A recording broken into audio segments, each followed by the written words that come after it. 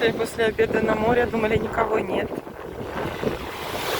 А полный пляж народу. Я в шоке. Просто полный пляж.